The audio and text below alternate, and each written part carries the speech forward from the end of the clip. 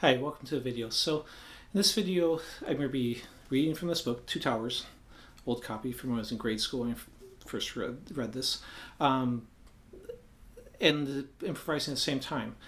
I'm not going to know which page I'm reading. I'm just going to randomly pick one. I'm just going to be randomly improvising at the same time. The multitasking like this, the one thing I'd say is, just like if I'm playing something while I'm talking, it has to be something that is fairly simple for you. If you don't want to be challenging yourself to a point where you're making mistakes, so play something that's maybe repetitive, maybe just some pattern, but you feel like you need more consistency or speed, so you need more repetition on it. That would work good for this type of exercise. Now, most of the time I won't be, when I'm practicing reading a book, and again, this doesn't replace focus practice, doing multitasking, but I do like it as a supplemental practice. So, maybe if you're burned out and just don't feel like really focusing on something, what I'll do is oftentimes put on like an Asian action movie, something like The Raid Redemption, cool movie. Turn on the subtitles, and then I can focus more on my guitar when there's no words going on, and I can be reading the subtitles while I'm still playing on that. Books, though, it's hard to turn the pages and keep it open, so that's a little bit harder, even though I sometimes will use books or magazines or something like that. So let's go and give this a try. So I'm just going to randomly pick a page. So that looks like it works. 335 is what page it ended up being. So now the hard part to get this actually to stay open while I'm reading it. All right, so I'm just start at the top page, even though it's kind of in the middle of a sentence.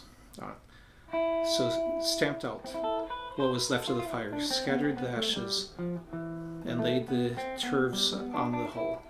Then he crept back to Frodo. Did you hear a whistle?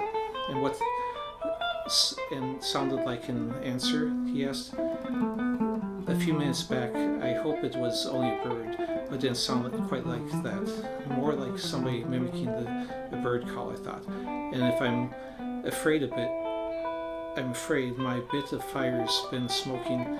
Now if I've gone and brought trouble, I'll never forgive myself. Nor would have a chance, maybe. Hush, whispered Frodo. I thought I heard voices. The two hobbits trussed their small packs, put them on, ready for flight, and then crawled deeper into the fern. They crouched and listened, listening. There was no doubt of the voices. They were speaking low and furtively, but they were near and coming nearer. Then quite suddenly, one spoke clearly close at hand. Here is where the smoke comes from, it said. 'Twill be the night at hand, in the fern, no doubt. We shall have it like a coney in a trap. Then we shall learn what kind of thing it is. Okay, so you get the idea. Again, honestly, my eyes have trouble focusing on this a little bit. It's not that young anymore.